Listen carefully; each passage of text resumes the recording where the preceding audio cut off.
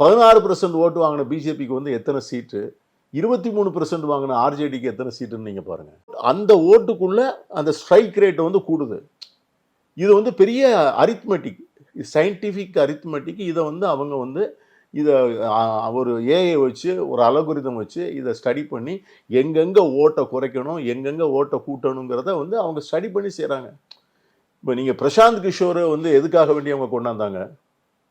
பிரசாந்த் கிஷோர் அவங்க தான் கொண்டு வந்தாங்க. 100%. அவர் வந்து வழக்கமாக வந்து எப்படி செய்வார்னு கேட்டிங்கன்னா, எலெக்ஷனுக்கு அட்வைஸ் பண்ணி காசு பார்ப்பார். இந்த தடவை எலெக்ஷனில் அவர் கண்டெஸ்ட் பண்ணி காசு பார்த்தார். எப்போவே அவர் அனுப்பிச்சிட்டாங்க. அவருடைய வேலை என்னன்னு கேட்டிங்கன்னா, டு டேமேஜ் தேஜஸ்வி. அது வந்து ஜங்கல் ராஜுங்கிறத வந்து ஆரம்பித்து அவர் வந்து அவரை முதல்ல டேமேஜ் பண்ணார். பிறகு ராகுல் காந்தியை பற்றி டேமேஜ் பண்ணார். இதுக்கு வந்து நேஷனல் மீடியா வந்து till before the date before elections they gave him so much of publicity. அவருடைய இன்டர்வியூ, அவருடைய டூர் ப்ரோக்ராம், அவர் கடைசியில் பார்த்தீங்கன்னா ஒரு தொழிலோட டெபாசிட் கூட வாங்கலை. பட் ஆனால் இந்த ஸ்பேஸ், மீடியா ஸ்பேஸ் அவருக்கு எவ்வளோ கிடைச்சது? அந்த ஸ்பேஸ் தேஜஸ்விக்கோ ராகுல் காந்திக்கோ கிடைக்கல. ஸோ இந்த மீடியா வந்து மேஜர் மெயின் ஸ்ட்ரீம் மீடியா அது வந்து கம்ப்ளீட்டாக வந்து captured by Modi and Modi's men.